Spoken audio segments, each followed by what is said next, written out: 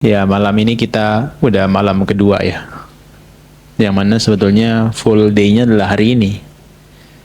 Sehingga hari ini kita sudah berlatih untuk sebisa mungkin mengembangkan dua keterampilan kita tuh.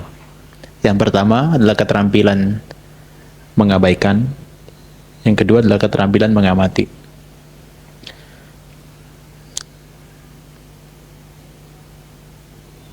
Dalam yang pertama tadi kita udah dipertontonkan dari pagi ya. Dipertontonkan gimana kotoran batin kita tuh punya banyak topeng. Topengnya banyak. Bahkan dalam satu model aja, misalnya keinginan, dia bisa menjadi topengnya berbagai varian. Betul ya? Kadang nafsunya munculnya pada makanan, kadang munculnya nafsunya pada suara.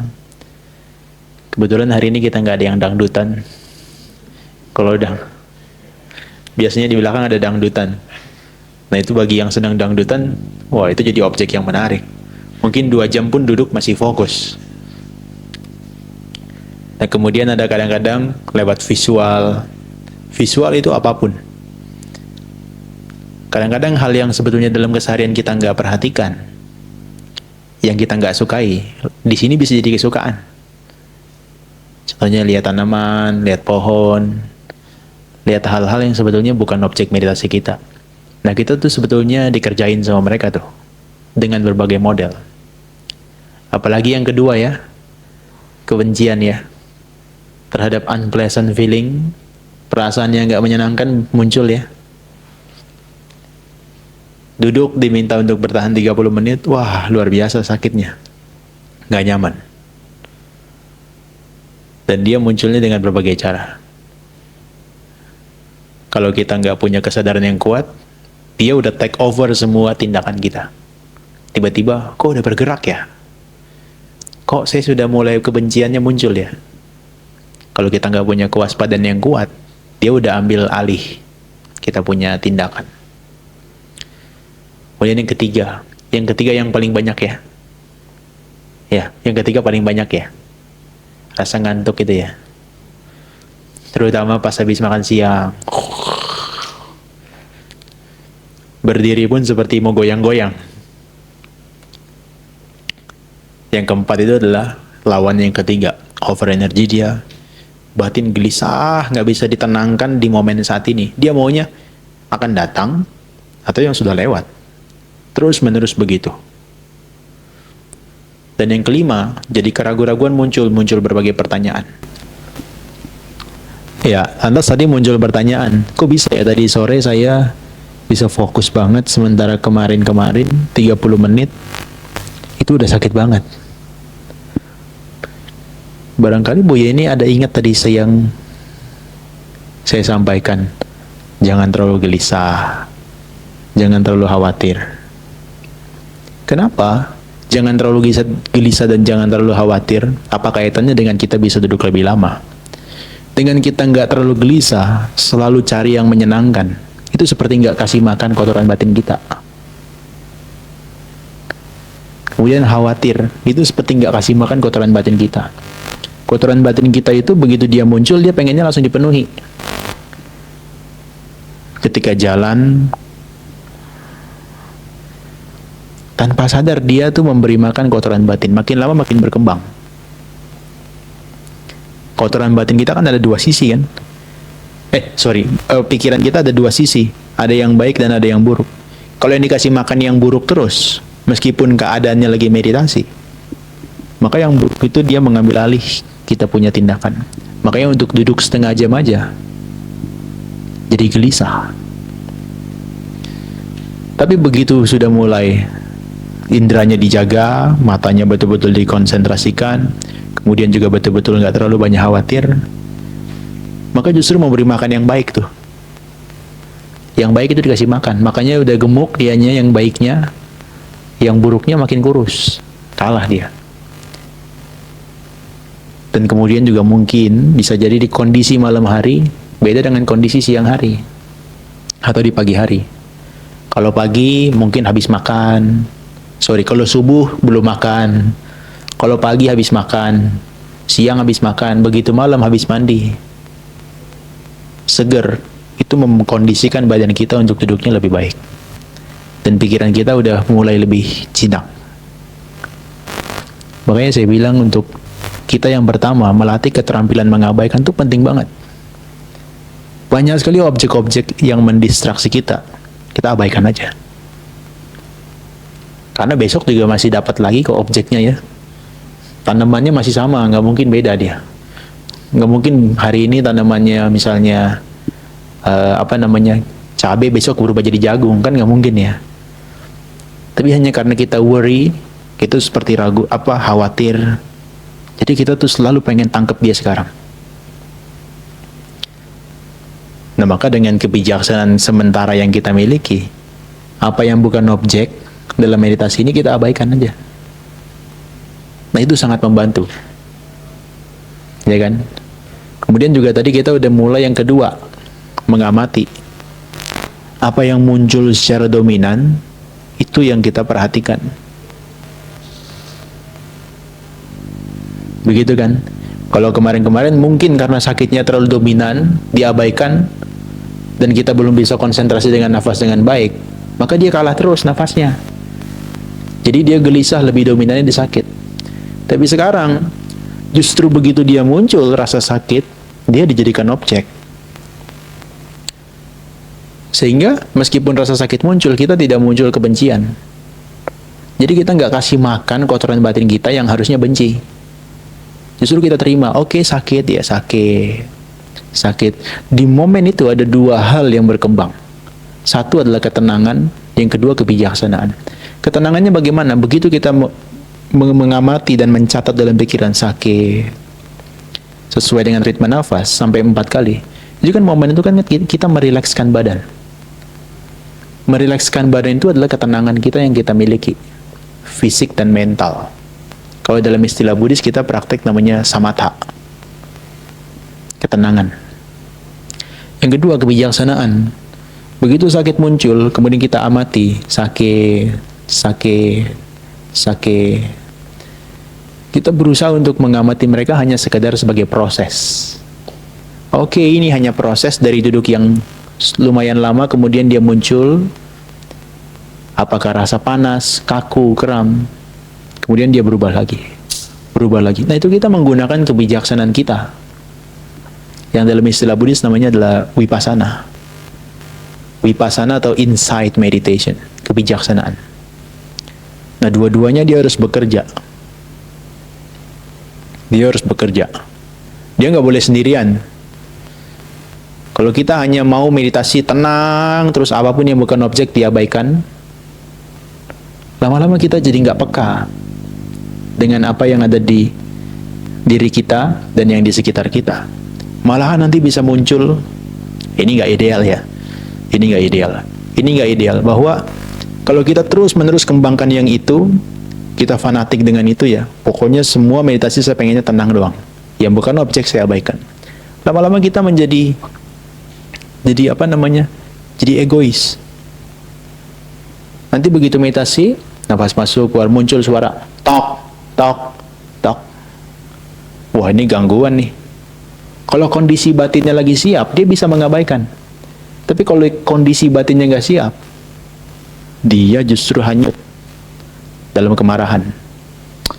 Tuh orang nggak tahu ya, saya lagi meditasi, dia malah tok tok tok tok tok tok tok gitu. Tapi dengan kebijaksanaan yang kita punya, oke, dia munculnya hanya sesekali. Saya akan amati, ketika mereka muncul, bertahan sebentar, kemudian lenyap. Lama-lama kita jadi tahu bahwa apapun yang muncul, baik itu yang menyenangkan, yang tidak menyenangkan, yang netral sekalipun, dia cuma sifatnya naik, bentar muncul, kemudian setelah kita amati dia lenyap. Apapun itu, sakit, kram, sampai ke bagian yang positif-positif. Ketenangan, konsentrasi, kedamaian. Kan nggak ada yang bisa dipegang kan ya? Ketenangan yang kita peroleh jam 4 pagi, saat jalan maupun duduk jam 4:30, bisa nggak dipertahankan terus sampai jam 6 tadi sore? Nggak bisa. Dia berubah terus-menerus. ingatan-ingatan yang menyenangkan di pikiran kita, tadi ketika meditasi, ketika mereka muncul, bisa nggak dipertahankan sampai kita selesai aja? Bisa. Itu dia semuanya tujuannya membangun kita punya kebijaksanaan. Dan maka begitu mereka dua ini mengabaikan atau mengamati, samatha atau vipassana, dua-duanya ini muncul dalam diri kita, kita jadi punya tools bahwa setiap kondisi dia harus dihadirkan mindfulness atau perhatian penuh. Caranya macam-macam. Apakah diabaikan atau justru diamati? Contoh tadi pertanyaan yang beberapa kali muncul, gimana kalau teman saya ini selalu ada tapi dia toksik buat saya? Sesekali kita bisa gunakan toolsnya mengabaikan. Oke, kalau dia memang tidak bermanfaat ngomongnya, saya akan abaikan. Tapi kan nggak sepenuhnya sehari atau selama hidup itu kan dia nggak bermanfaat semua ya. Pasti ada yang bermanfaatnya, maka kita harus punya kebesaran hati, take note. Take note. Kalau beneficial dan juga timely, kita harus dengarkan dia. Harus punya kebesaran hati. Kalau kita ignore terus, kamu kan bukan objek saya. Kamu kan bukan objek saya, lama-lama kita jadi egois. Nggak peka dengan sekitar kita. The mindfulness itu membuat kita tuh menjadi punya dua keterampilan ini dalam keseharian. Ada orang yang ngomongin yang negatif tentang kita, oke. Sekali ignore. Karena kita nggak merasa itu adalah penting buat kita. Kok muncul 2 kali, 3 kali? Wah, ini nggak bisa di-ignore nih. Take note. Kemudian ketika direnungkan, omongannya kok macam-macam. Setelah kita renungkan dengan diri kita, oh, saya punya kekurangan di bagian itu. Berarti ini beneficial, bermanfaat. Tapi kalau nggak bermanfaat, oh, ini beneficial juga nih kalau saya harus klarifikasi ke dia. Tapi harus tahu waktunya. Jangan dikit-dikit orang ngomong ini klarifikasi, dikit-dikit klarifikasi. No, kita harus jadi punya semacam tahu waktunya kapan. Nah, itu karena kemampuan take note, mengamati. Dan maka dua-duanya ini setelah pulang dari sini besok ya, kan jam 8 kita udah penutupan, 8:30 selesai gitu kan. Dua keterampilan ini bisa dibawa dalam keseharian. Dan dia akan sangat bermanfaat. Nggak tahu apa masalahnya nanti, case-nya nanti, tapi boleh digunakan dua ini. Tadi kemarin saya ada singgung bahwa tradisi barat, western, dia mengendorse hidup ini harus full dengan happiness. Karena memang pendekatan mereka materialistik. Ya, punya mobil, punya rumah, atau apapun yang berkaitan dengan yang menyenangkan, dianggap happiness. Sementara tradisinya timur, terutama Buddhis, seperti ajaran Buddha ini, itu yang di-endorse itu adalah free from suffering. Bebas dari penderitaan fisik dan mental. Mereka dua-duanya berbeda loh. Ya, bebas dari penderitaan fisik dan mental tidak sama dengan bahagia. Kalau mau dipaksakan sebagai bahagia silakan aja, tapi Buddha tidak pernah mengajarkan kebahagiaan. Yang Buddha ajarkan adalah bebas dari penderitaan fisik dan mental. Tapi apakah yang barat salah? Enggak. Dia benar secara kebenaran yang konvensional. Bahwa manusia hidup itu kalau dia semua kebutuhannya tercukupi, terutama kan kalau kebutuhan dasar sampai aktualisasi diri itu tercukupi, orang bahagia kan? Benar versinya mereka. Tapi versi kita yang meditasi hari ini justru adalah free from suffering. Ada yang menyenangkan, yang tidak menyenangkan muncul, kita coba di tengah-tengah. Begitu kita punya penerimaan terhadap yang menyenangkan dan tidak menyenangkan, kita jadi di tengah-tengah tuh. Dan itu mungkin kita belum bahagia, tapi kita bebas dari penderitaan. Ada nggak ayatnya di dalam Tipitaka? Ada. Kaya nupasi wiharati atapi sampajano satima winaya loke abijang domanasa. Itu tertera dalam Satipatthana Sutta. Jadi dia bilang gini, ketika kita berdiam mengamati jasmani sebagai jasmani, nafas sebagai nafas, berdiri sebagai berdiri, jalan sebagai jalan. Maka dia harus dengan penuh apa? Atapi, dengan penuh semangat usaha. Setiap momen dia amati terus. Sampajano, dengan penuh pengertian. Kenapa saya berdiri? Kenapa saya berjalan seperti ini? Kenapa kotoran batin ini muncul? Kita punya reasoning terhadap apa yang kita lakukan. Alasan terhadap apa yang kita lakukan. Dan yang terakhir, satima, dengan penuh perhatian. Setiap momen, kita harus tahu apa yang kita lakukan. Oke, saat ini saya sedang berdiri. Saat ini saya sedang duduk. Saat ini pikiran sedang mengembara. Saat ini pikiran sedang kacau. Saat ini pikiran konsentrasi. Whatever itu. Tiga-tiganya harus hadir. Dengan kita praktek seperti yang kita lakukan 2 hari ini, dengan cara tadi, berdiam merenungkan jasmani sebagai jasmani, dengan penuh semangat, kebijaksanaan, perhatian penuh, maka baris terakhir itu kita jadi di titik 0. Wineya loke abijang domanasa. Wineya itu dari kata wina. Wina itu winasa. Winasa kalau dalam bahasa Jawa binasa. Dihancurkan. Wineya loke. Loke itu adalah dunia. Tapi dunianya adalah universe kecil mikro. Diri kita. Fisik dan mental. Abijang itu adalah keserakahan. Ketamakan. Hal-hal yang menyenangkan itu menimbulkan ketamakan. Domanasa, hal-hal yang tidak menyenangkan, itu menimbulkan yang namanya kebencian. Jadi begitu kita praktis, mengamati nafas masuk, keluar, di momen itu, kalau ada tiga-tiganya tadi, semangat, pengertian yang benar, dan juga perhatian penuh, di momen itu kita bebas dari suka dan tidak suka terhadap apapun yang muncul di fisik maupun mental kita. Maka itu titik 0.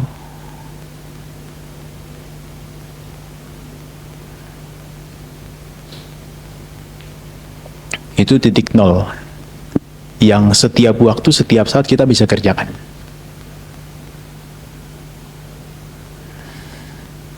Bisa ya, dalam keseharian bisa dilakukan kan ya model kayak gitu ya. Jadi meditasi itu bukan hanya duduk diam, tapi meditasi bahkan di setiap momen. Ketika kita makan, kan begitu makan sudah ambil piring, ambil sendok, kan muncul ya, ada berbagai macam lauknya ya. Nah, apa yang bukan objek kita kan kita nggak usah jadikan, nggak usah diperhatikan, abaikan kan. Sehingga kita merasa, oh saya nggak suka terong nih, apalagi terongnya pedas. Oke, dia bukan objek kita gitu loh, abaikan aja. Padahal dalam common sense, dalam pengertian umum modelnya, begitu ada yang nggak menyenangkan, ngapain masak terong? Saya udah tahu nggak suka, ngapain dikasih terong? Pakai sambal lagi. Tapi dengan kita punya keterampilan mengabaikan, bebas langsung dari suka dan tidak suka. Very simple. Cuma kotoran batin kita yang bikin repot. Kemudian sudah mulai makan, sama niranya bilang, makan pelan-pelan, 20-30 kali kunyahan. Dicoba sekali. Oke. 2 kali. Ih, pegel ya. Ih, apa ini? Langsung kebencian muncul. Kebencian muncul. Tapi kalau kita punya keterampilan kebijaksanaan mengamati tadi, kita tahu oke, ini adalah kondisi tak terhindarkan. Ini bukan seperti di rumah saya. Kalau di rumah saya bebas makan dengan cepat atau dengan banyak, terserah. Tapi di sini tak terhindarkan bahwa ada rules-nya 20-30 kali. Oke. Saya akan kebesaran hati saya akan lakukan dengan penuh perhatian. Kebencian nggak muncul. Sesimpel itu. Cuma kotoran batin kita nggak suka.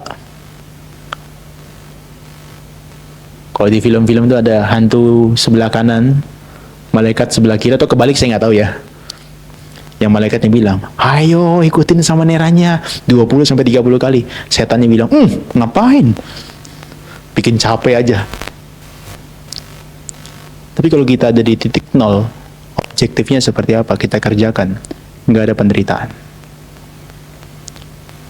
Mungkin bahagianya pas pulang, kok ada ya makanan yang Senikmat itu ya di Dhamadipa ya.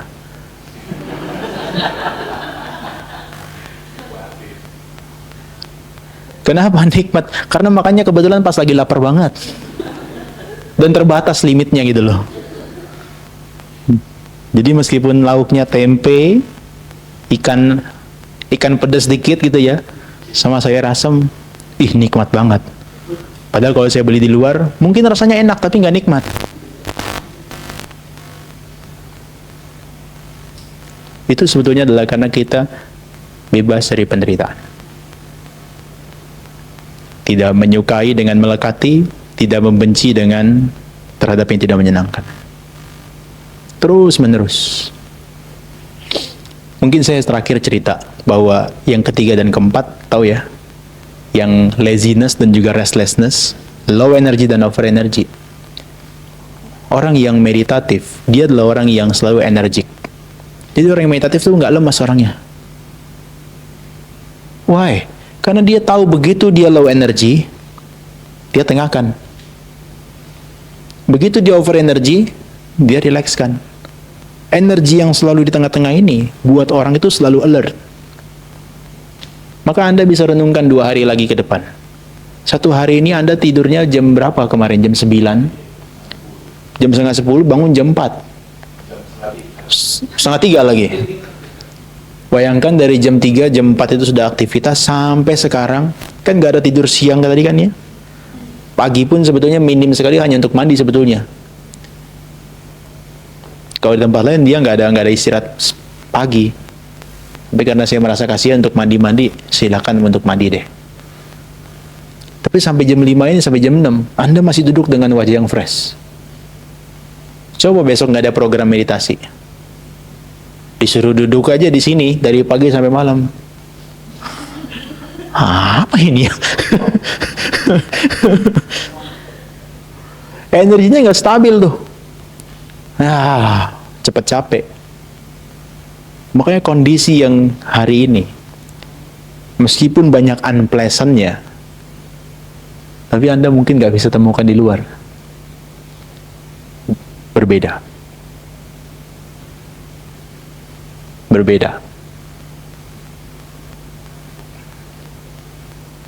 Jadi orang meditasi itu ya, makanya kan kalau di zamannya Buddha, ada biku itu dia namanya Bante Anuruddha. Saya lupa namanya Bante Anuruddha atau Bante Anurada gitu ya. Biku itu. Beliaunya tidur dulu ya, tidurnya itu tidak berbaring selama 55 tahun. Jadi nggak tidur berbaring. Tidurnya duduk dalam keadaan meditasi. Dan beliaunya bilang, selama 25 tahun Pancawisati Wasani, selama saya berdiam 25 tahun, saya tidak pernah tidur. Orang zaman sekarang matanya udah benjol-benjol, udah halusinasi. Kenapa bisa gitu? Beliaunya tahu begitu dalam kondisi yang low energy, ngantuk, masuk dalam konsentrasi yang dalam, recharge. Begitu dalam keadaan over energy, kecapean, relax, seimbang terus. Kalau kita manusia biasa tidur 8 jam aja rasanya masih capek ya. Kemudian Buddha sendiri 45 tahun setiap hari mengajarkan Dharma, 45 tahun. Itu tidurnya hanya 1 jam. Jam 3 atau jam 2 sampai jam 3 atau jam 3 sampai jam 4 gitu. Itu pun tidurnya dalam keadaan meditatif begini. Sangat alert. Sehingga kalau boleh dibilang nggak tidur sama sekali tuh 45 tahun. Zaman sekarang masih ada model seperti itu. Tapi dia nggak bisa bertahan sampai tahunan. Kalau di center-center meditasi yang intensif, dia bisa sampai 2 bulan. Nggak tidur. Tapi catatan, dia harus dalam keadaan fully concentration. Harus konsentrasi penuh. Kalau enggak, tubuhnya hancur. Rusak. Karena gimana pun kita butuh istirahatnya. Dan aktivitasnya kayak gini, hanya duduk, jalan, bukan macul, bukan bangun rumah. No, itu rusak aktivitasnya, langsung dia gini terus, overload, terus menerus. Itu bisa memungkinkan terjadi. Makanya kalau Anda extend nih sampai 10 hari atau 15 hari di sini, ada momen mungkin tubuh kita tuh nggak membutuhkan tidur. Bisa 2 hari, bisa 3 hari. Karena konsentrasinya kuat. Tapi kalau konsentrasi belum kuat, pengennya tidur terus. Nah, ini kita bisa buat dalam kehidupan sehari-hari. Kita hanya punya waktu kan 8 jam tidur. Berarti 16 jam sampai 18 jam kita aktivitas. Kalau kita meditatif, selalu gunakan dua keterampilan ini. Seimbangkan yang kanan dan kiri. Maka kita bisa alert dalam waktu itu. Gak lemes.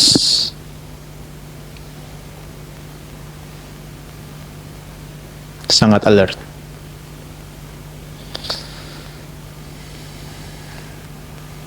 Ya nggak harus ekstrim juga ya.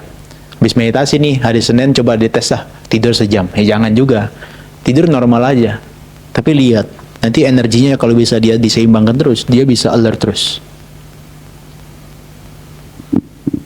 Orang meditatif tuh energetic, nggak lemas dia. Kalau lemas berarti ada something wrong, berarti dia low energinya di endorse terus, relaksasi terus. Waktunya kerja nih, relaksasi. Waktunya makan nih, relaksasi. Ya lama-lama dia low energy terus. Kita kan nggak bisa gitu. Waktunya duduk-duduk, jalan-jalan, makan-makan, tidur-tidur. Sehingga energinya harus di tengah-tengah terus. Tanpa sadar kita tuh berusaha untuk di tengah terus. Dari pagi. Kan nggak ada yang dikasih keistimewaan kan ya. Yang udah gini-gini, udah tidur deh di kamar. No, berdiri. Berdiri ngantuk jalan. Supaya apa? Supaya kita bisa tengahin dia terus menerus. Ini bisa dibawa dalam keseharian. Begitu ya? Oke, kita masuk ke sharing. Saya mau dengar apa yang mau disampaikan, atau kalau ada pertanyaan boleh ditanyakan. Terima kasih.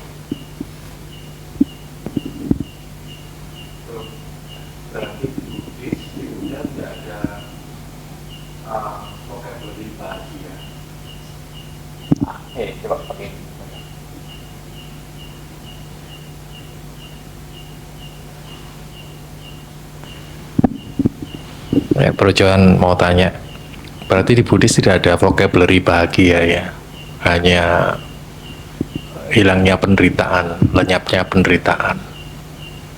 Menarik ini karena banyak orang mencari kebahagiaan tapi tidak bisa mendefinisikan. Akhirnya terjerumus pada kesenangan-kesenangan yang anicca ya istilahnya, nggak bisa bertahan. Terima kasih.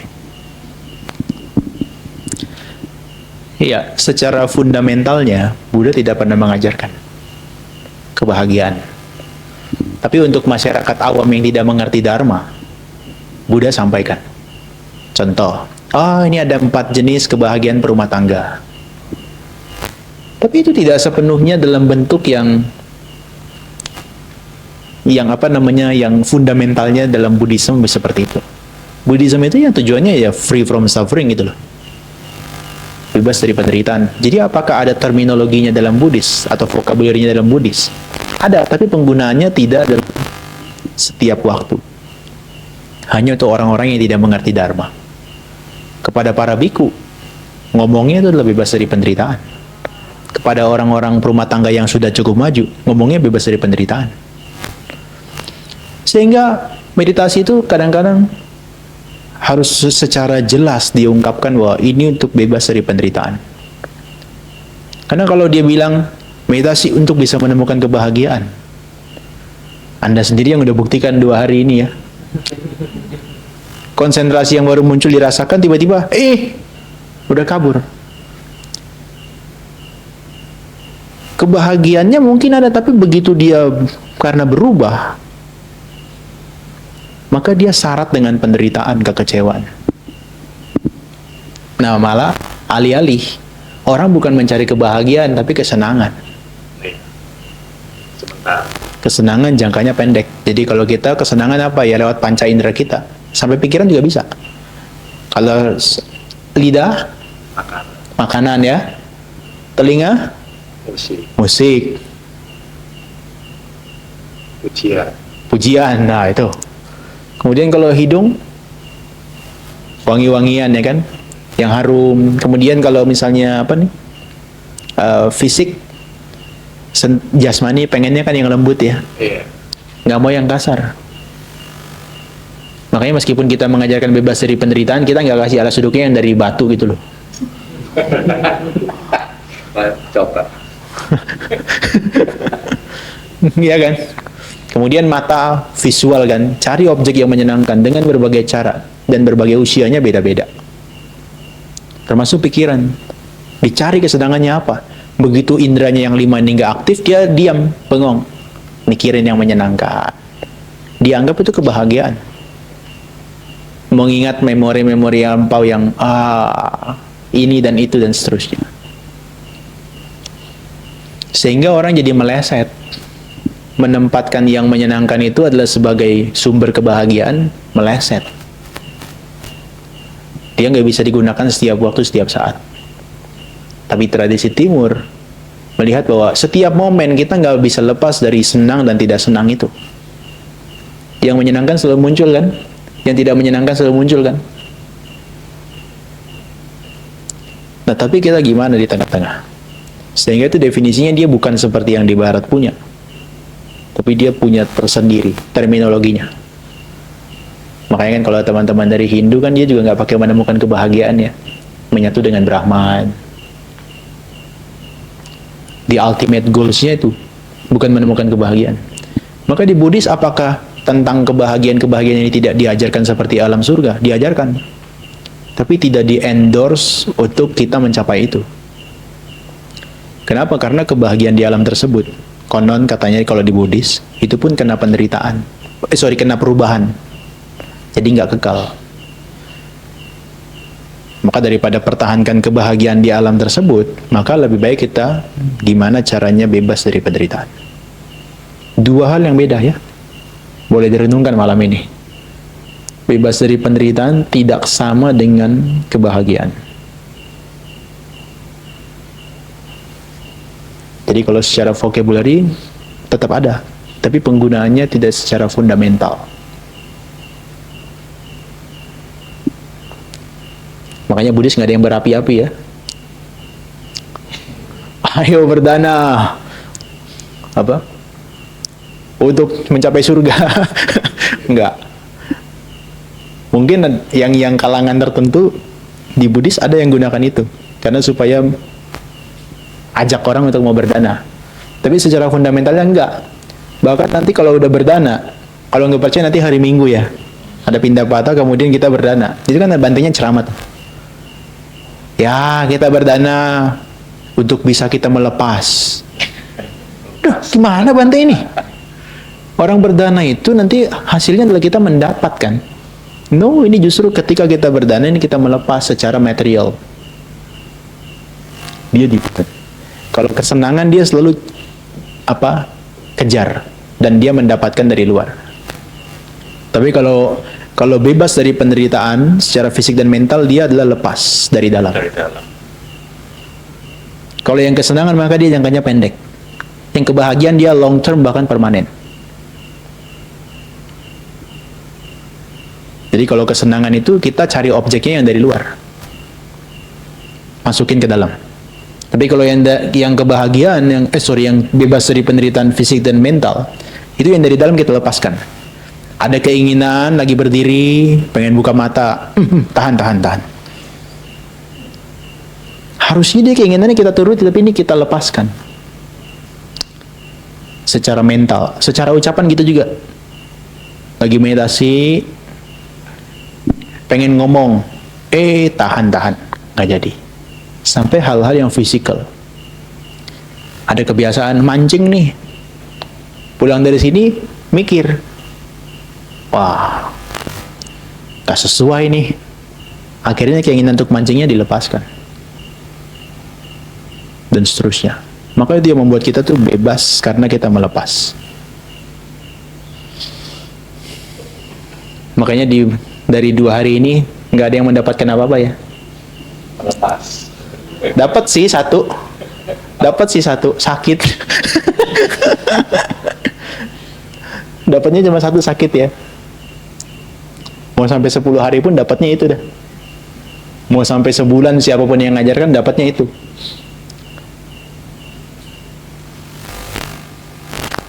Dengan melepas, mungkin belum bahagia, tapi udah bebas dari penderitaan. Contoh, kita punya misalnya kita punya barang yang kita sayangi 2. Kalau udah barang itu kita sayangi, apa yang akan muncul berikutnya? Dijaga baik-baik, ya kan? Tapi kalau kita betul-betul punya kerelaan, kita lepaskan, apa yang muncul? Bebas penderitaan terhadap satu barang itu.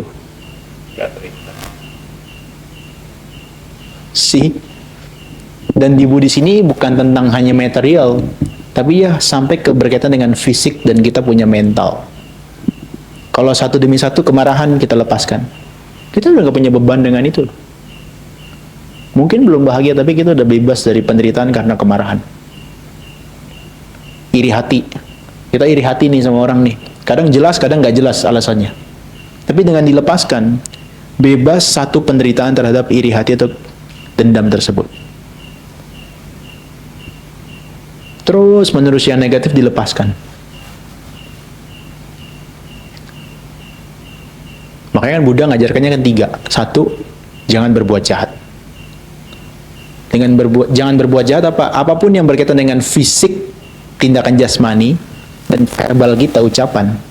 Yang negatif jangan dilakukan. Maka 2 hari ini sebisa mungkin kita praktekkan itu. Jangan dilakukan. Yang kedua, tambahlah kebajikan. Dia nggak bisa rintangan batin kita yang 5 rintangan batin kemarin. Dia nggak bisa hanya dengan praktek moralitas gitu loh.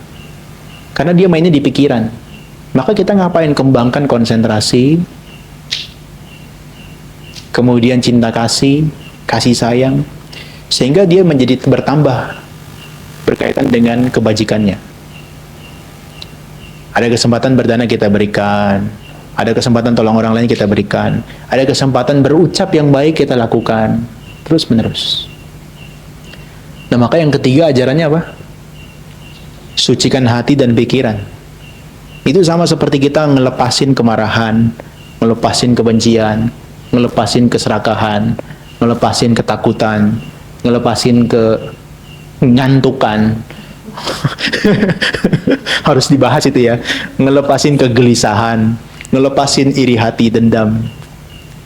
Lama-lama dia seperti bersih karena disucikan, dikorek semuanya. Dan dia masalahnya itu tertanam di dasar hati. Jadi kita perlu korek dengan kebijaksanaan.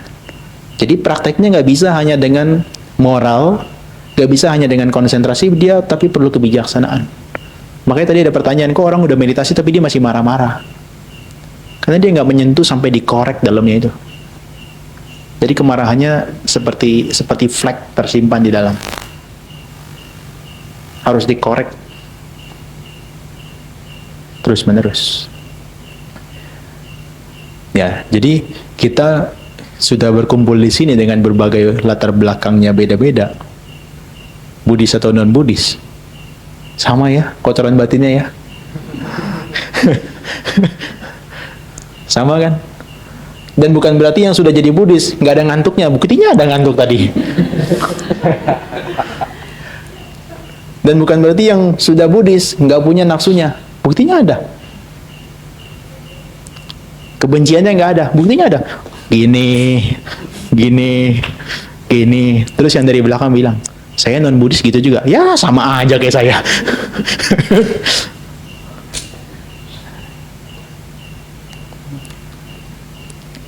Begitu ya, karena free from suffering itu ngomongnya universal. Itu adalah human nature gitu loh. Kealamiahan manusia itu memang menderita. Siapapun itu. Untuk bebas dari penderitaan gimana? Ya harus dipraktekkan itu tadi 3. Moral, konsentrasi, kebijaksanaan. 3-tiganya.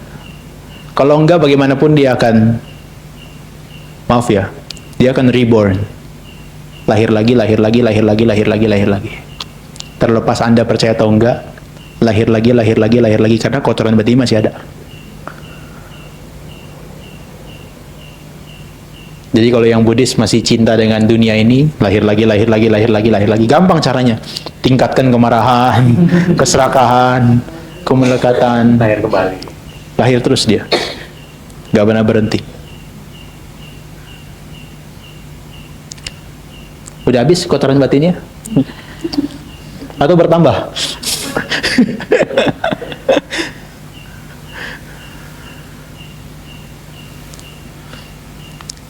Oke, ada lagi pertanyaan? Yang lain atau mau sharing? Kan tadi bilang tidak pernah sakit hati. Tapi kalau saya ini ya, Pakai mikrofon coba, tes. lo meditasi itu kalau di atas 6 hari, perhatiin deh, kukunya bening, kulit-kulitnya bening. Kalau pulang selesai meditasi, jadi itu dapatnya begitu, malah ke fisik seperti itu kalau menurut saya ya. Muka juga lebih ada kulitnya gitu ya, lebih ada bright gitu. Benar, semua orang bilang gitu. Brightening, anti-aging, ya kan, anti UV semuanya. Semuanya dapat gitu ya. Jadi nggak perlu pakai skincare lagi. Jadi kalau besok yang hari ketiga mukanya masih kucel, tambah lagi harinya. Kuku-kuku apa, liatin deh kalau pulang dari meditasi. Bening semua. Setuju. Jadi begini, di dalam tubuh kita ini kan mengandung 4 unsur ya. Air, tanah, angin, api, dan air, tanah, angin, api. Terutama unsur api. Oke, kalau kita selalu ke kiri dan ke kanan, kejar yang menyenangkan dan menolak yang tidak menyenangkan, unsur apinya dominan loh. Unsur api dominan itu mematangkan kita punya fisik. Makanya cepat tua. Keriput, ubanan. Karena dia mematangkan apa yang ada di fisik kita secara material. Tapi begitu di sini, begitu sakit, amati sakit, kebencian nggak muncul. Justru dia dingin yang muncul, bukan panas. Nah, dingin itu membuat kita jadi fresh. Ya mungkin itu tambahan ya. Jadi kalau sudah pulang dari sini, habis meditasi sampai 6 hari, sebenarnya kita jadi fresh. Kukunya jadi bening, gak kuning. Mukanya juga bright seperti shining, bersinar.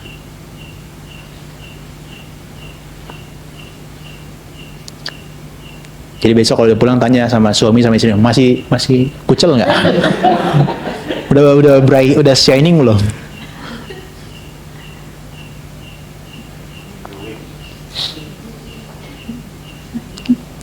Makanya besok lihat ya, Tante Kandi Daro 93, 94 tahun ini ya, ininya masih merah tuh. Kalau orang-orang yang nggak meditasi, ininya hitam udah. Ya mengkerut, keriput, itu masih kencang kulitnya. Karena nggak ada worries gitu loh, nggak ada kegelisahan, nggak ada kekhawatiran, nggak ada kebencian. Ya namanya aja Kanti ya, sabar ya. Nggak ada worries, makanya. Dan terutama ya, ini cuaca. Apa nih? Cuacanya adem, sejuk, fresh. Dia membantu kita untuk oksigen yang masuk tuh yang fresh. Beda kalau kita meditasinya di Jakarta.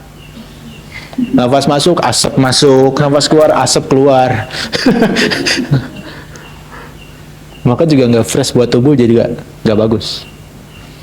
Maka pikiran kita tuh kan dia jadi pelopor. Kalau pikiran kita negatif, maka yang dihasilkan materinya yang secara fisik dia juga negatif. Kalau yang dihasilkan positif secara mental, maka secara materialnya juga positif. Makanya bikin eksperimen sendiri aja. Bikin masing-masing 1 bulan.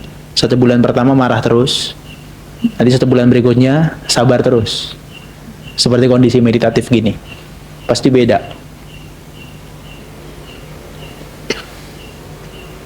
Begitu ya. Nanti boleh dituliskan di poster promonya. Apa yang Anda dapatkan?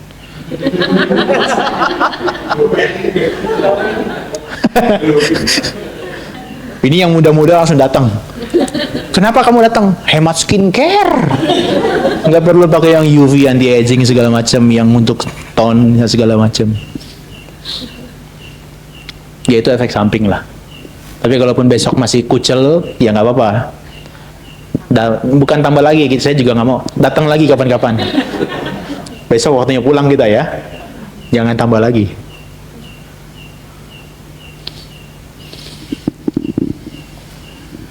Oke, ada lagi?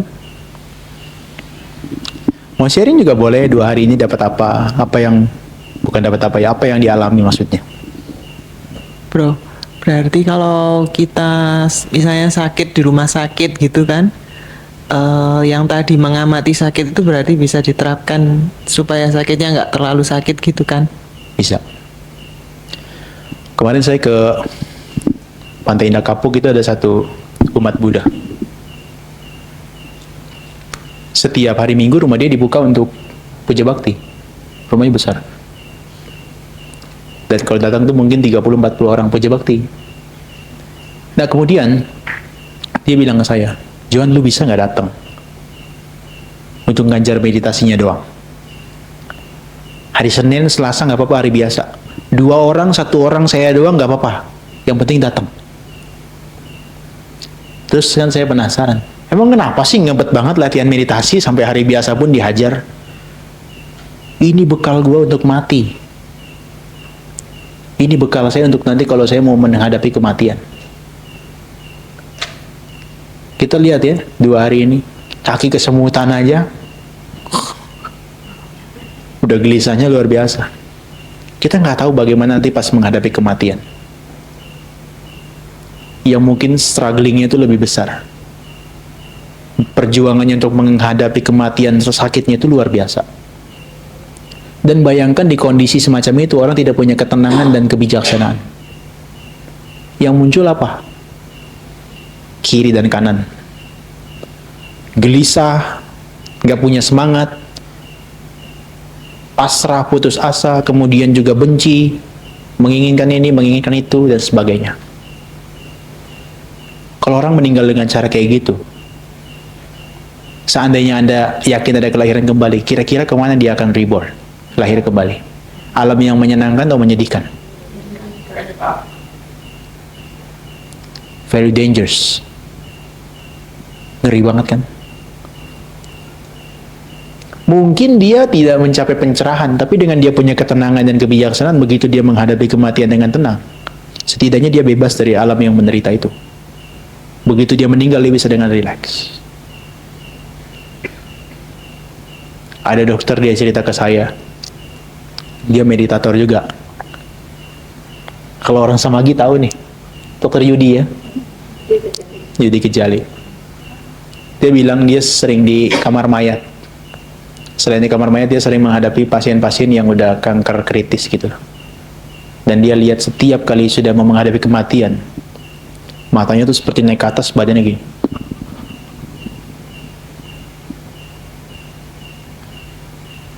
Shaking. Gelisah.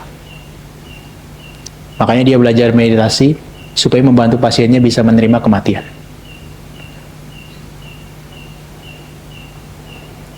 Saya jadi ingat satu pertanyaan. Bagus pertanyaan ini.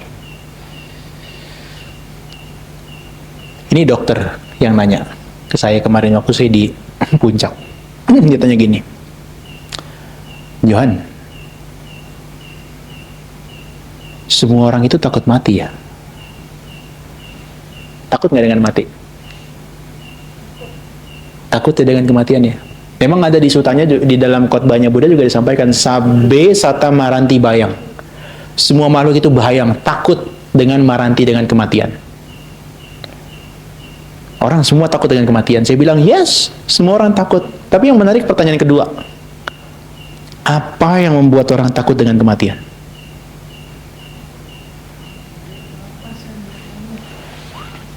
Itu jawaban template, karena melekat, karena apa gitu ya. Template banget, karena melekat sama keluarga, sama materinya, sama hartanya, itu template banget. Tapi saya bilang ke orang itu, kenapa kita takut dengan kematian? Karena satu, kita nggak tahu apa yang akan terjadi berikutnya. Kita belum punya pola itu dalam pikiran kita. Sehingga menghadapi kematian kita dengan worry, khawatir. Tapi ada nggak orang yang bisa menerima kematian?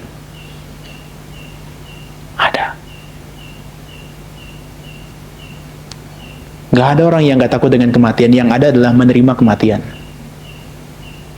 Nah, kita belajar meditasi ini itu untuk bisa menerima kematian. Bukan karena hasil meditasi, saya nggak takut mati. No, itu salah. Justru Anda semakin ngeri dengan kematian, tapi Anda terima. Karena dia adalah part of suffering itu, bagian daripada penderitaan. Nggak ada orang yang meninggal itu nggak menderita, pasti menderita. Tapi tinggal posisinya dia menerima itu nggak. Begitu dia mengalami kematian yang unpleasant, dia bisa di tengah-tengah nggak. Kebanyakan dia ke kanan. Kebanyakan ya kebencian yang muncul.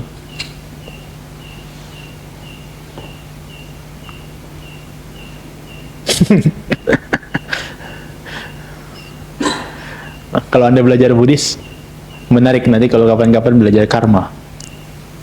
Semester ini saya ngajar Mahayana. Di Mahayana juga mengajarkan karma. Nah, karma itu nanti dekat dengan kematian. Kalau di Mahayana itu dia sangat menekankan namanya achinakama. Achinakama itu karma kebiasaan. Karma kebiasaan. Jadi karma kebiasaan itu yang akan menjadi pendobrak orang itu akan lahir di mana. Contoh kalau ke orang itu kebiasaannya mancing, itu probabilitas untuk ketika dia meninggal, pikiran itu mancing itu muncul. Bisa jadi. Bisa jadi. Karena saking kuatnya kesannya terhadap itu ya. Karena karma kebiasaan.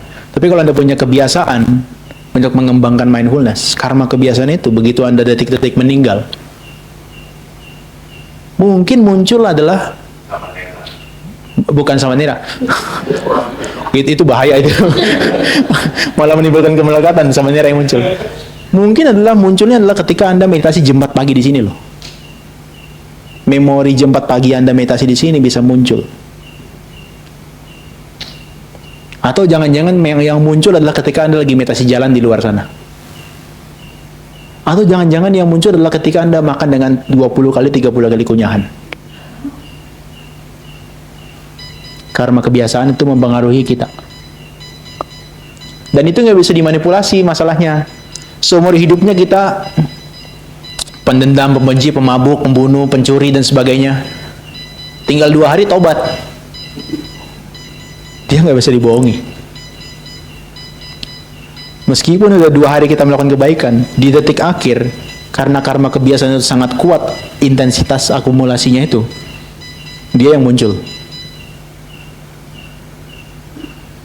Dia yang muncul. Makanya ibu bapak nanti kalau sebelum setiap mau tidur gitu ya, coba renungkan apa yang sering muncul sebelum pikiran kesadaran terakhir sebelum kita tidur. Yang positif atau yang negatif. Kalau yang negatif ya itulah kira-kira gambaran kita meninggal nanti seperti itu. Nah, ini sangat disarankan bagi yang udah usia ya, terutama yang Buddhis. Ya harus sering-sering melakukan kebaikan. Kemudian juga jadikan meditasi itu sebagai kebiasaan. Karena nggak tahu, jangan-jangan Anda merasa Anda udah meditator senior, tiba-tiba pas siang-siang lagi makan, jebret, mati. Belum sempat meditasi. Karena dia kan nggak ada kepastiannya kapan waktunya kan. Tapi dengan Anda punya kebiasaan, jadi Anda siap setiap saat. Makanya nanti kalau Anda punya kesempatan datang ke kamarnya Bante Kanti itu, ya sama Nira pasti tahu. Makanya saya malas datang ke sana. Ini kasurnya, sebelahnya peti matinya. Enteng banget Bantenya bilangnya. Bante ini ngapain taruh peti mati di sini? Nanti kalau udah mati tinggal pindahin doang.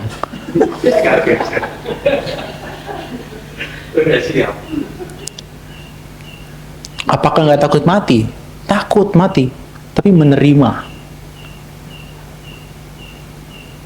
Nah, Anda mungkin boleh eksperimen beli peti mati taruh di kamar.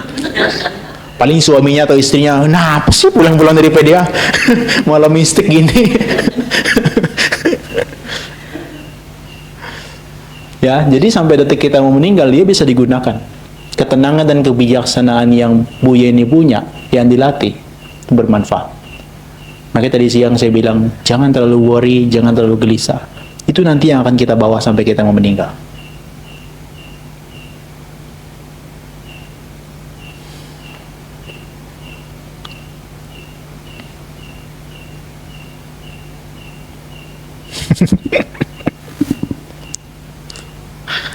Sebetulnya hari ini saya mengajak meditasi kematian.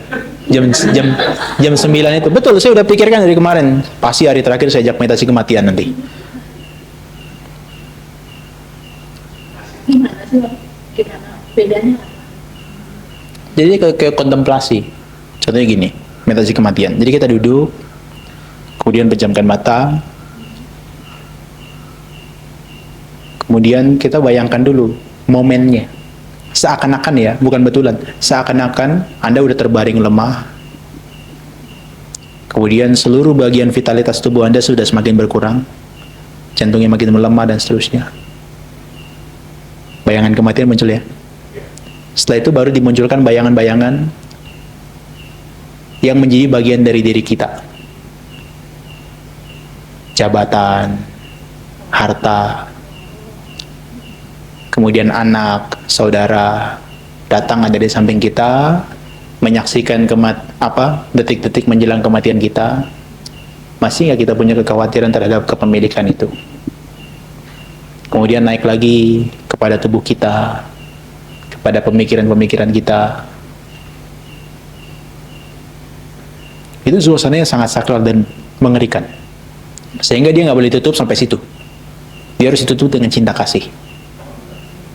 Jadi setelah Anda udah merenungkan itu, Anda udah belajar untuk lepas semuanya, Anda pancarkan cinta kasih, saya akan pergi dengan hati yang bahagia, semoga yang lain juga bahagia. Itu menetralkan. Jadi kalau hanya sampai that meditation doang, kayak saya nanti mengkerut gini, takut. Tapi dengan kita sedikit-sedikit lepas, kemudian pancarkan cinta kasih, semoga mama saya, papa saya, atau siapa keluarga saya merelakan kepergian saya akan pergi dengan damai dan bahagia. Sudah selesai, nanti baru kita kembali lagi ke kondisi saat ini. Dan coba kita kontemplasikan kemelekatan terhadap apa yang masih sangat kuat. Itu boleh dilakukan setiap malam. Biasanya harus dibimbing. Nanti jam 9 kita coba ya. Tapi kalau nggak bisa tidur bukan tanggung jawab saya ya. Tapi begini loh ya. Setiap kita tidur, itu adalah momen kita merasakan detik-detik kematian. Di momen kita mau tidur berbaring di dipan kita itu, di atas kasur kita, itu adalah momen kita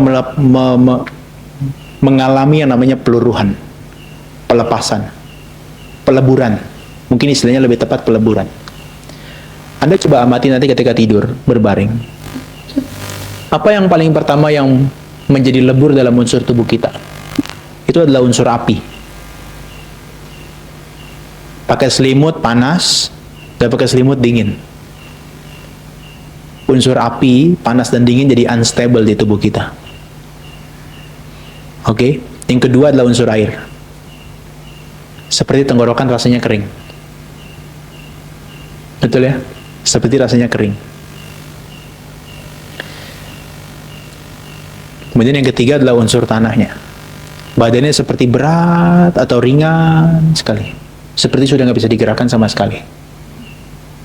Itu kita mengalami peleburan yang ketiga. Unsur tanah. Yang keempat, kalau Anda amati lebih lanjut, kita mengalami peleburan dari unsur udara, angin. Nafasnya makin lama makin jauh, makin sedikit, sampai dia nggak terasa. Yang kelima, sampai kita mengalami peleburan secara pikiran. Kita tidur, totally rest, nggak memikirkan apapun lagi. Itu adalah momen kita mengalami peleburan. Kematian itu adalah peleburan secara fisik dan mental. Setiap malam kita mengalaminya, cuma kita nggak secara sadar aja. Anda boleh lakukan itu secara mandiri. Kalau yang itu untuk pengantar tidur, sambil baring. Dimulai dari rasakan kecil apinya itu, terus Iya. Ya pertama-tama dimulai dengan nafas masuk keluar kan lama-lama kan terasa kan ya, badannya seperti terasa hangat atau dingin, seperti terasa seperti menggigil atau apa. Kemudian mulai terasa unsur bagian airnya mulai kering di bagian tenggorokan. Anda boleh rasakan, kan ini kan kemampuan mengamati. Kemudian mulai terasa unsur beratnya sudah semakin nggak bisa kendalikan lagi, atau badan seperti terasa sangat berat seperti nggak bisa digerakkan. Kemudian yang keempat, unsur anginnya lama-lama makin jauh, udaranya semakin sedikit tipis, sampai kita pikirannya udah nggak sadar. Masuk dari beta ke alfa, ke delta, ke theta. Seperti tidur pulas. Itu boleh dilakukan. Kalau nggak bisa tidur, boleh praktekkan itu. Itu kita punya kesempatan untuk mengalami kematian secara simulasi. Jangan beneran ya. Nanti jadi angker tempat ini. Meditasi 3 hari meninggal di tempat ini, jangan. Nanti di rumah aja kalau mau.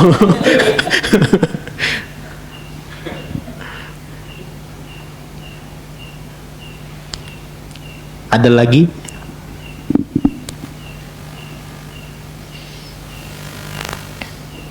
Kapok atau enggak? Ibunya tadi udah bilang kapok sekali aja katanya. Oh, pembelaannya itu ya. Berarti 2026 ketemu lagi di sini berarti ya. 2026 ketemu lagi di sini. Welcome kotoran batinnya lagi. Kalau bekerja buat sadar, bukannya itu meditasi. Meditasi. Tapi dia istilah yang tepatnya meditatif. Bukan meditasi. Kalau kerja meditasi, ini ya kerjaan laporan. Itu yang antar barang ya. Tapi meditatif, dia terus melakukan dengan penuh kesadaran. Nafas utama, nilai jadi berarti kan ininya sekundernya. Oh enggak, justru itu yang utama. Yang utama. Ini yang utama. Kemudian nanti pikiran, thoughts, atau emotions, atau ingatan muncul, itu yang kedua. Nah, kalau sesekali pas lagi berhenti, bisa ngamati nafas. Hah? Mandornya tidak lama. Ya jangan lama-lama, justru butuh cepat kan? Gak apa-apa, justru cepat. Ya jangan karena meditasi jalannya angkat, dorong, letak. Ya dipecat dong besok. Gak apa-apa, lakukan dengan cepat, sesuai kebutuhannya. Bisa cepat, jadi meditasi bukan low energy ya. Meditasi not lower energy. Not low energy maksudnya. Ya dia tetap sadar gitu loh, di tengah-tengah. lebih sabar kalau antri-antri di bank daripada nggak usah buka HP, nafas Iya. lebih Kayak kemarin waktu saya penerbangan dari Jakarta ke Medan, wah delay 4 kali. Tapi mungkin dia ada kebutuhan penting. Sampai dia marah-marah, gebrak-gebrak meja, wah, terus marah-marah. Udah selesai, marah lagi, selesai, marah lagi, karena delay terus kan. Nah kita yang jadi penonton jadi, tontonan menarik. Kita nafas masuk, keluar, atau kita sedang fokus dengan apa yang kita kerjakan sambil lihat orang. Dipakai sambatan apa vipassana? Dua-duanya campur dah. Takutnya kita ke-trigger kan. Karena mungkin kita jengkel juga, mungkin ke-trigger. Kita amati. Itu bisa digunakan. Daripada kita marah-marah, antri panjang, ya, relax saja. Apalagi kalau Anda tinggal di Jakarta. Anda boleh menjadikan Jakarta sebagai guru kesabaran, terutama kalau sore hari. Lewat daerah dan Mogot itu. Jarak paling 2 kilo bisa sampai setengah jam, 1 jam. Dan bayangkan orang Jakarta semua adalah hampir pekerja. Yang pulang sekitar jam sore-sore itu. Mereka wajahnya tuh udah udah kusut. Sehingga ada yang trigger yang negatif sedikit langsung. Nah, kita yang belajar jadi lebih ngerti. Oke. Jangan lawan. Atau jangan ikut-ikutan. Kalau di Malang mah slow living ya. Dari sini kemana Samagi sebentaran. Hah? Banyak jalur tikusnya kan soalnya di belakang tuh. Nggak terlalu macet kayak Jakarta. Jakarta kemarin macet gara-gara truk terguling. Padahal tergulingnya di daerah Dadap. Macet itu sampai Jakarta Barat. Dari jam 7 pagi sampai jam 3 malamnya lagi. Itu gimana kalau kita nggak punya kesabaran? Makanya kalau saya lagi naik Gojek, kadang-kadang saya puji abangnya. Hebat ya abang Gojek ini ya. Sabar sekali. Kata abangnya, ya mau gimana? Kalau nggak sabar nggak dapat makanan. Dia bisa digunakan buat bekerja.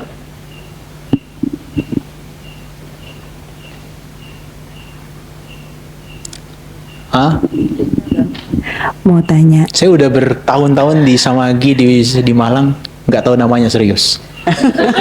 saya namanya Pusri Linda. Ya, Pusri. Bu Sri, Sri Linda saya. Bu Linda, oke Bu Linda. Ya, ini tadi saya mencoba mulai kemarin tuh kan saya ndak menggunakan nafas biasa gitu. Seperti biasa. Tadi kan Bro Johan bilang pakai diafragma.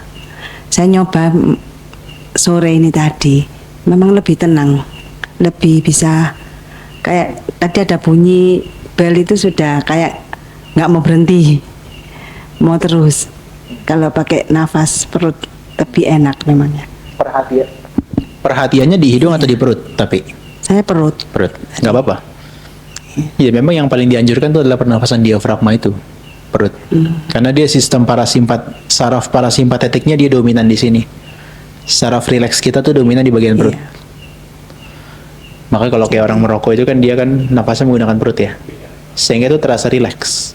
Aneh banget kalau orang merokok pakai pernapasan dada, jadi stres malahan. Nah sehingga kalau kita meditasi itu yang paling dianjurkan pakai pernapasan perut. Makanya kalau belum bisa mengamati objek sama sekali, duduk aja, kemudian rasakan nafas perutnya itu, rileks juga kok. Sama seperti keadaan meditatif. Cuma yang membedakan kalau kita dengan mata terpejam dan meditasi, dia bisa lebih dalam, berkembang dalamnya. Rasa sakit kaki itu berkurang. Lebih Sangat ya. berkurang. Iya. Karena seluruh bagian metabolisme tubuh kita kan lancar pergerakannya, sirkulasi darahnya lancar, sehingga nggak ada yang macet terhambat gitu loh. Kan kalau kram itu kan karena kita kan kesemutan gara-gara terhambat. Karena kita tegang. Tapi begitu kita rileks, dia lancar. Makanya ada orang yang meditasi 1 jam dia nggak sakit.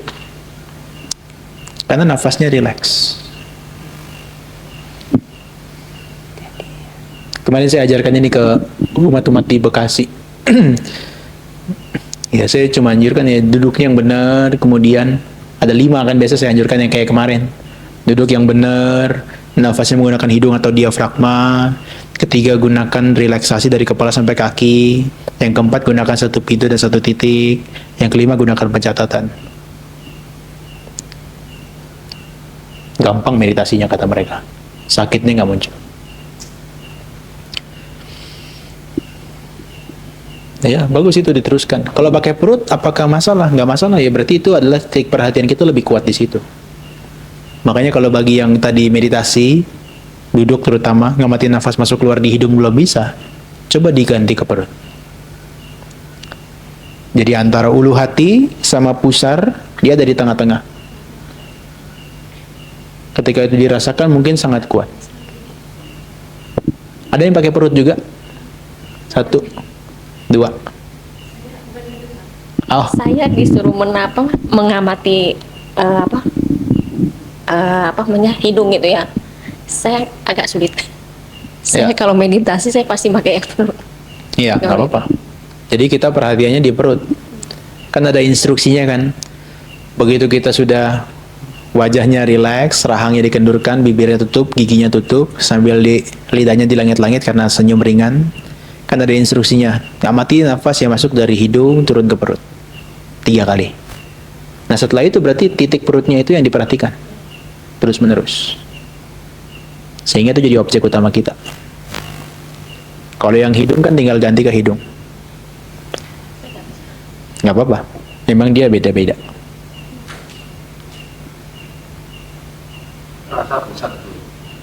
Kapan?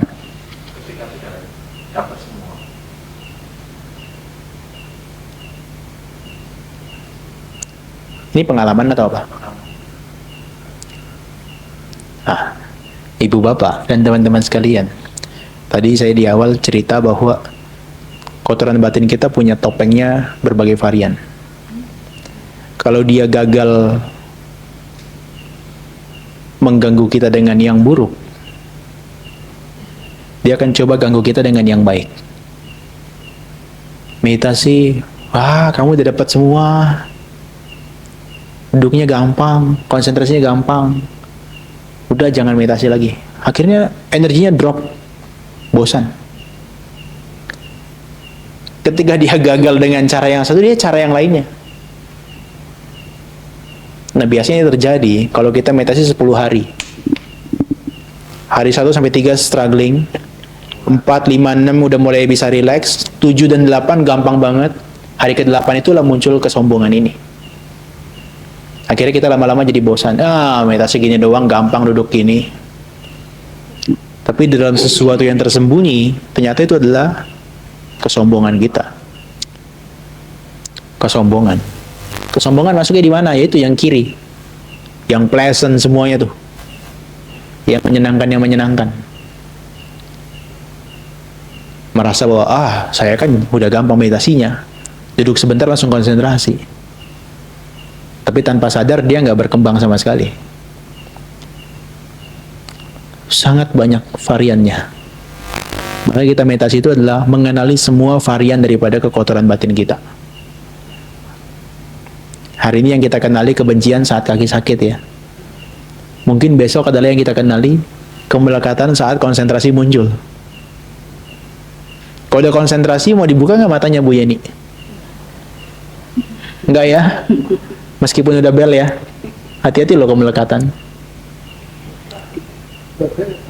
Oh, salah orang, Bu Linda maksudnya ya.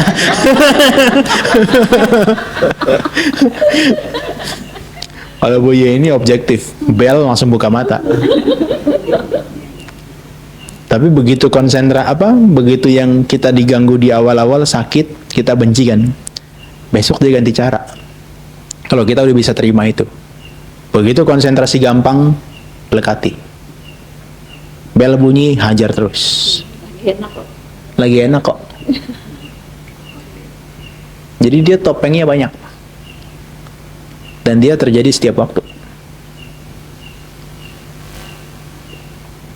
Jebakannya seperti itu.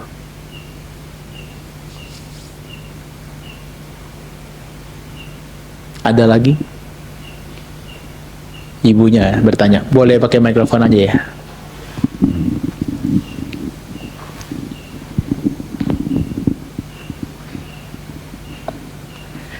Selamat malam. Tadi pertanyaan saya belum dijawab ya yang tadi siang itu loh. Itu kalau misalnya saya mendengarkan ada objek pendengaran atau objek mata yang tidak menyenangkan bagi saya itu, berarti kalau secara vipassana itu saya begitu mendengar misalnya saya dimarahi orang gitu, berarti saya kan marah. Setelah itu biarkan selesai sendiri begitu aja ya, ataukah harus bagaimana lagi gitu maksud saya? Iya, kalau objeknya udah nggak muncul lagi ya udah selesai. Tapi begitu kalau aja. seandainya objeknya muncul terus, berarti ada sesuatu yang harus dilakukan.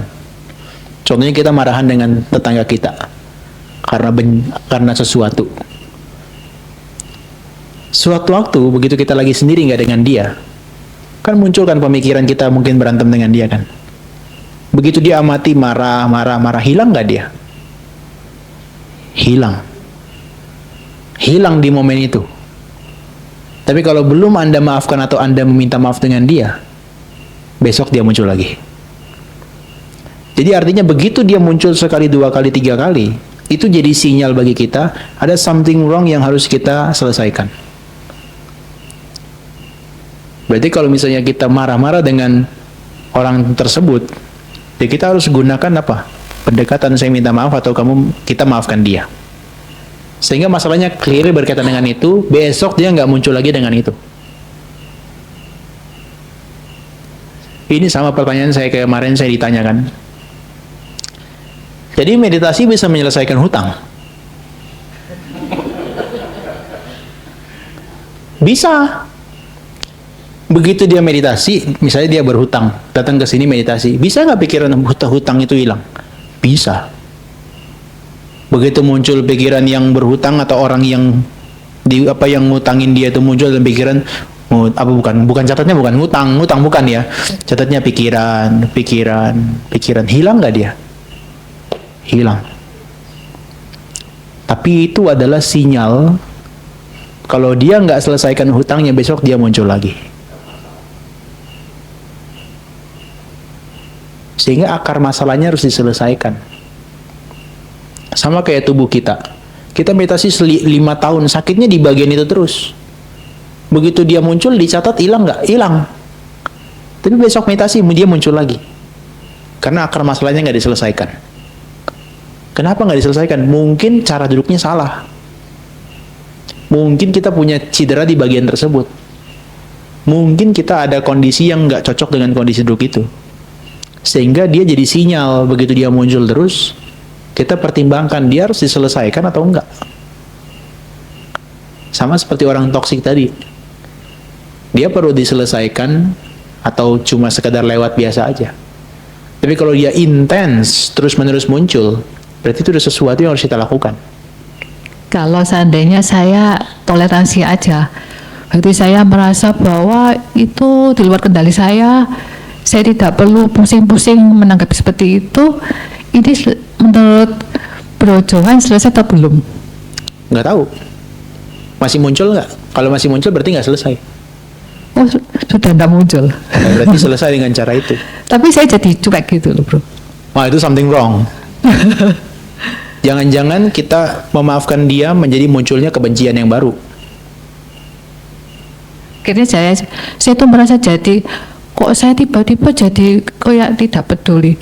Saya ya itu ini nggak ada hubungan dengan saya tidak mau ikut campur.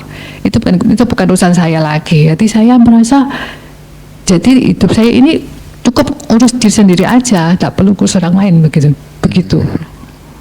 Di kondisi tertentu itu benar, tapi kalau di semua kondisi itu belum tentu benar.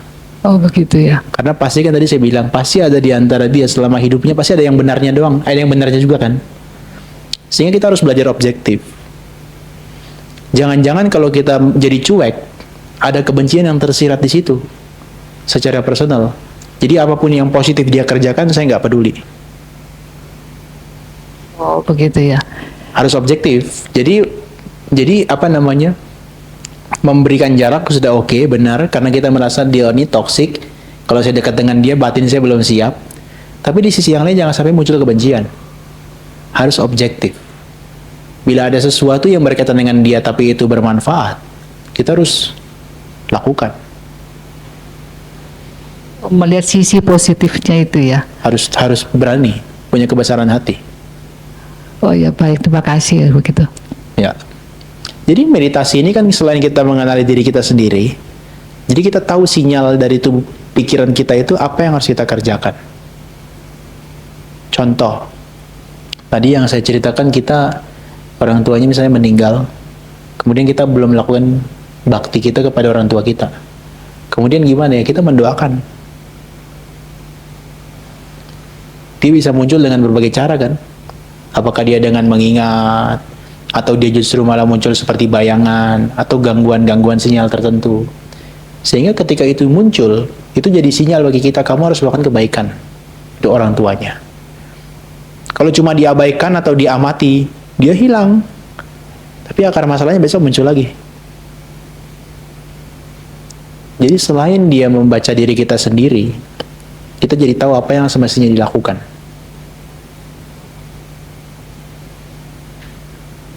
Bro Johan, ini mama saya ini kok sering mimpi saudara-saudaranya atau orang tuanya yang sudah meninggal itu. Kalau secara Buddhis kan katanya butuh didoakan patidana itu loh, bro ya. Tapi ternyata sudah diikutkan patidana, sudah di pelimpahan jasa, tapi kok masih tetap mimpi, itu kenapa ya? Itu apakah bawah sadarnya ada yang seperti ada ganjalan atau bagaimana sih ya? Untuk mama saya ini.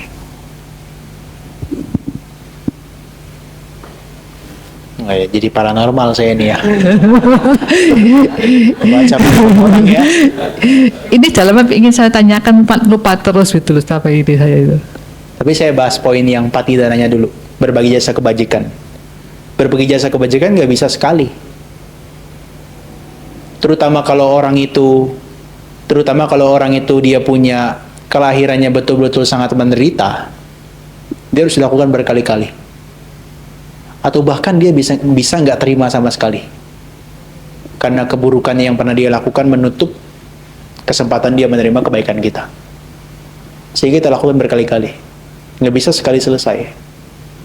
Caranya gimana supaya bisa berkali-kali? Setiap kali kita lakukan kebaikan, contoh habis meditasi gitu ya, malam selesai, kita limpahkan aja jasa kebajikan ke orang itu. Apalagi kebajikan dalam meditasi, kita udah jaga sila kita, moral kita, konsentrasi kita, kebijaksanaan, kebanggaan, ini kebajikannya gede loh. Coba dipakai dengan berbuat pelimpahan jasa itu. Simpel caranya, semoga dengan nanti diajarkan namanya. Semoga dengan kebajikan yang dilakukan 2 hari atau sehari ini bisa diketahui oleh sanak keluarga yang telah meninggal tersebut. Kalau masih kurang, lakukan lagi kebaikan yang lain. Apakah itu bawah sadar? Enggak juga. Dia bisa bentuknya adalah dia menunjukkan bahwa saya lahir di alam yang rendah. Tapi memang dalam hal tertentu itu menggambarkan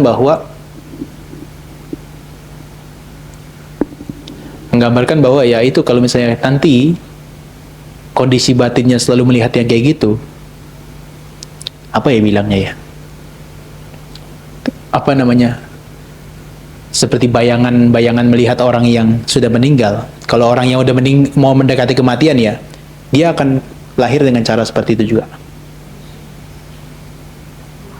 Diperlihatkan alam, bukan berhalusinasi, dia bisa alam bentuknya mendatang memori. itu ya, bro ya.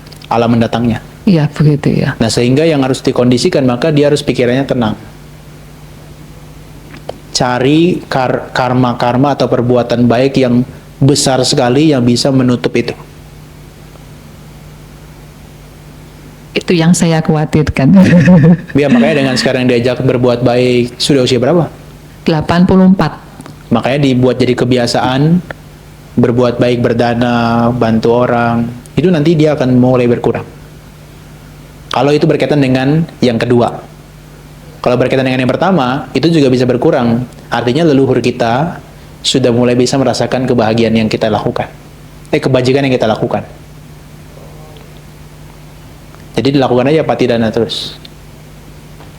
Nggak usah berpikir, saya udah sekali patidana di sini. Kok nggak hilang-hilang dia ya? Alot banget ini. No, mungkin dia butuh beberapa kali. Dan saya nggak tahu berapa limitnya, karena saya bukan tukang paranormal gitu. Harus sekian kali, no. Sama kayak kita sendiri kan, kadang-kadang kita belajar dharma begini, kadang-kadang sekali nggak ngerti ya. 2 kali mulai ngerti, 3 kali agak ngerti dikit lagi, 4 kali, 5 kali, oh ya baru ngerti. Padahal topiknya sama.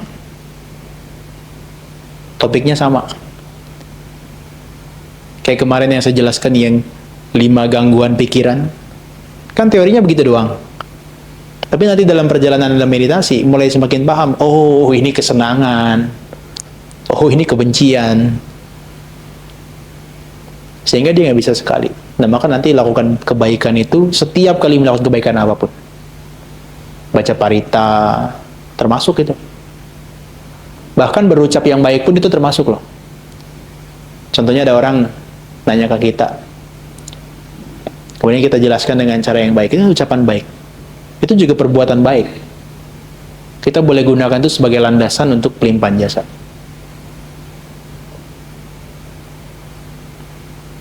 Begitu ya? Ya, terima kasih. Iya.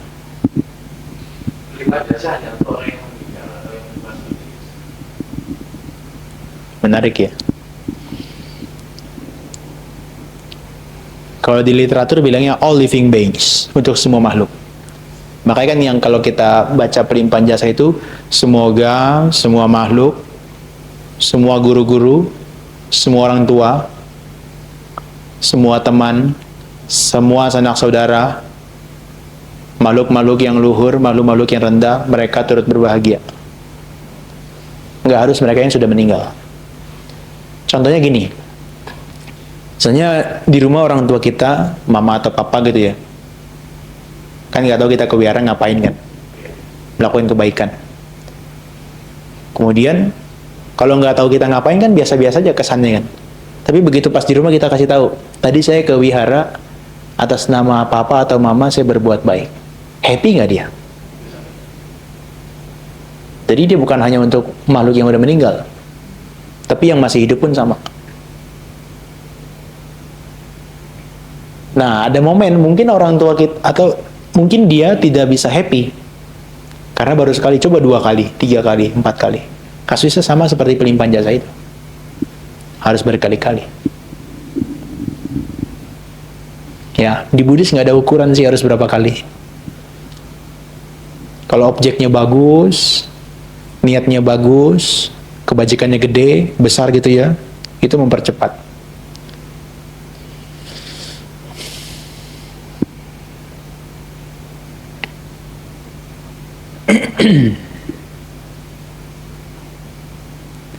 Ada lagi keluhannya, kendala, keresahannya, kebingungannya.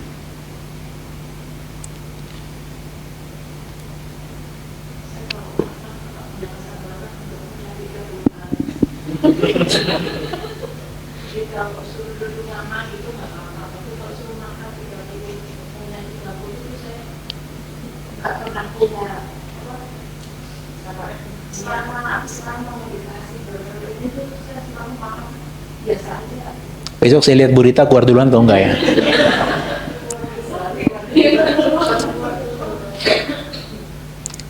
Harus disadari itu adalah ketidaksukaan. Kalau itu dilanjutkan, ya akan seperti itu terus. Kita harus pikir objektifnya. Bermanfaat nggak saya makan pelan-pelan? Subjektifnya nggak suka, tapi objektifnya itu bermanfaat. Terutama di sini maksud saya. Sehingga mau nggak mau kita lakukan. Sama kayak orang perokok tadi. Subjektifnya merokok itu menyenangkan, tapi objektifnya menyebabkan kanker. Terus harus gimana? Melakukan yang objektif. Lepaskan dulu suka nggak sukanya.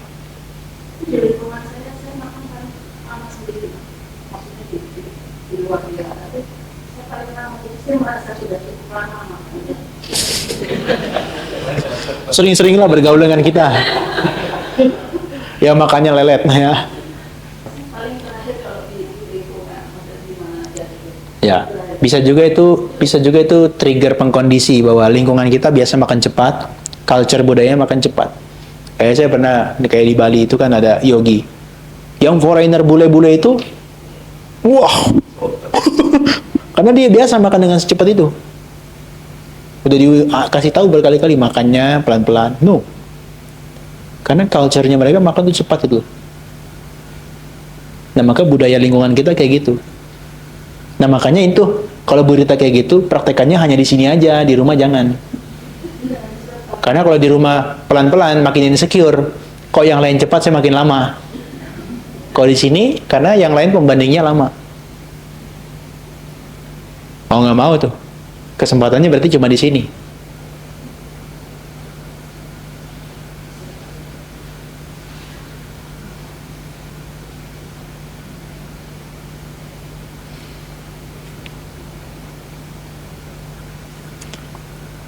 Oke, ada lagi? Kalau misalnya di hari pertama kan kita di ignore, hari kedua kita observe, kenapa pas ignore-nya itu rasa sakitnya lebih dominan, Tapi pas kita nge-observe perasaan kantornya ya kayak sangat-sangat Oh, ngantuknya ya. kemudian ya dia di hari pertamanya waktu ignore kayak kita sedih berjalannya kayak lebih khusyuk, kayak lebih apa, lebih bisa. Tapi kalau pas yang di hari kedua ini pas kayak harusnya observe juga, bahkan kayak pas meditasi berjalannya kayak malah ngantuknya makin muncul. Nah, itu berarti to relax kan, terlalu relax. Semakin hari karena udah semakin konsentrasi, maka dia semakin relax. Nah, maka harus dimunculkan semangat yang dalam bentuk yang lain. Contohnya apa? Kalau tadi kita hanya catatnya angkat, dorong, letak, kita harus bikin dia lebih detail. Angkat, angkat, angkat, angkat, dorong, dorong, dorong, dorong, dorong, letak, letak, letak, letak. Ada nggak momen untuk ngantuk? Ya, jadi kalau kita angkat, dorong, ngantuk. Tapi begitu angkat, angkat, angkat, dorong, dorong, dorong, dorong, letak, letak, letak, letak. Ada nggak celah untuk pikiran ngantuk itu muncul? Hampir nggak ada. Nah, jadi harus di-upgrade, kita punya objek itu di-upgrade. Objeknya harus ditingkatkan. Kalau objeknya monoton terus-menerus, lama-lama bosan. Kenapa? Karena level konsentrasi kita udah bukan satu lagi, sekarang udah 3. Begitu udah 3, tapi objeknya masih level 1. Bosan nggak? Bosan, jadi ngantuk. Maka dia harus di-upgrade, yang tadinya cuma angkat, dorong, letak, sekarang angkat, angkat, dorong, dorong, letak, letak. Makin konsentrasi, angkat, angkat, angkat, dorong, dorong, dorong, letak, letak, letak. Itu sama seperti anak kecil, kalau dulu dia suka mainan mobil-mobilan yang ditarik, udah gede dia udah nggak mau lagi, maunya ini pakai remote control. Kenapa? Karena skill main mobil-mobilannya udah meningkat. Jadi kalau ada orang dewasa tarik-tarik mobil-mobilan, aneh. Tapi dia pakai remote control. Padahal mainannya sama, mobil-mobilan juga. Jadi objeknya harus di-upgrade. Entah itu mau diabaikan atau mau diamati. Yang penting objeknya di-upgrade. Dulu pelatihan-pelatihan yang pelatihan meditasi yang WMR yang 2 hari 3 hari ini, itu saya khususkan yang hanya yang kiri doang, ignore. Jadi kembangkan konsentrasi itu sampai objeknya ditingkatkan lebih mendalam. Jadi ada 4 tahapan kan, nafas kan. Nafas tahap 1, tahap 2, tahap 3, tahap 4. Tapi lama-lama saya kadang-kadang dengar kritik juga. Apaan meditasi Buddhis nggak ada wipassananya? Jadi sekarang sudah saya ubah. Jadi ya udah, yang ignore-nya hanya sekilas segitu aja, 1,5 hari atau hanya 1 harian gitu ya. Kemudian yang berikutnya adalah vipassana, yang mengamati itu. Ya ada sisi positifnya. Tapi ya negatifnya itu. Jadi kedalaman konsentrasi pada objek itu dia kayak semakin dangkal. Karena nggak secara sengaja ditingkatkan pelatihannya. Kalau dulu kita dilatihan kayak gitu. Jadi setengah jam tahap 1, setengah jam 1 dan 2, setengah jam lagi 1, 2 dan 3. Tahap berikutnya 1, 2, 3, 4. Nanti lakukan sendiri. Mau tahap 1, 2, 3 atau 4. Tapi dengan begitu dia jadi meningkat meningkat konsentrasi pada nafasnya. Tapi lama-lama juga capek saya jelaskannya. Kalau mau dengarkan ada YouTube-nya mas itu. Ada yang 4 tahapan nafas makin mendalam kalau nggak salah. Nonton aja, itu ada. Jelaskan itu lagi saya juga bosan. Makanya hari ini saya nggak pakai PowerPoint, bosan banget. Gini mulu, bosan. Ada yang ini aja, kita sharing aja deh. Tapi mungkin ada kayak alam bawah sadar yang belum selesai juga sampai rasa bentuknya kok bisa jadi. Soalnya kayak feedback kan ini kayak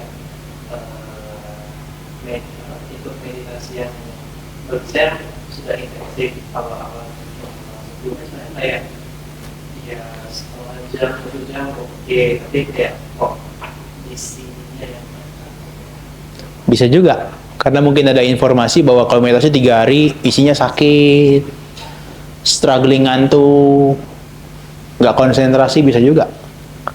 Makanya hati-hati dengan informasi itu. Nanti tanpa sadar dia tuh memainkan ini, pengaruh ke pikiran kita. Nanti pas meditasi udah hari ketiga, ngantukan terus. Makanya harus difilter tuh, informasi semacam itu. Kalau nggak percaya nanti ya kemana-mana gitu ya. Di Jakarta paling banyak retreat. Jakarta, kemudian di Medan, Bali paling banyak. Coba tanya yoginya satu persatu. Anda boleh survei satu persatu. Apa pemahaman Anda tentang meditasi? Hari 1 sampai 3 sakit semua. Nah, kita hati-hati dengar itu, ke-trigger. Bisa jadi terpicu. Atau dia bilang, meditasi hari 1 sampai 3 tuh ngantuknya belum hilang. Oh, udah besok kita meditasi, muncul dia. Muncul. Padahal kalau kita alert yang 1 atau 2, yang kiri atau yang kanan kemarin, fokusnya sama itu. Mungkin ngantuk nggak muncul. Kalaupun muncul mungkin sedikit. Jadi dia tergantung ini, informasinya.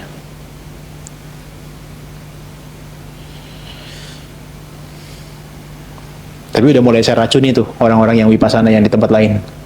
Saya bilang, meditasi dari hari pertama nggak bisa.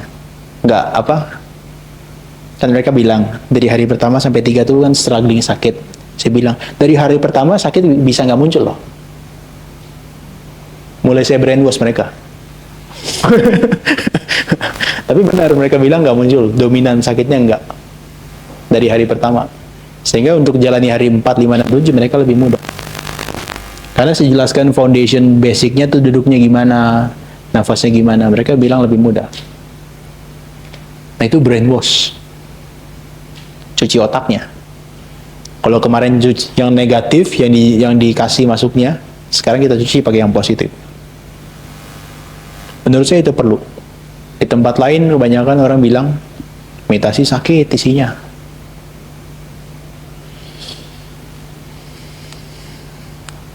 Oke ya? Ada lagi? Cukup? Kalau cukup kita kasih waktu 3 atau 5 menit. Mau ke toilet silakan, setelah itu kita meditasi kematian tadi. Silakan.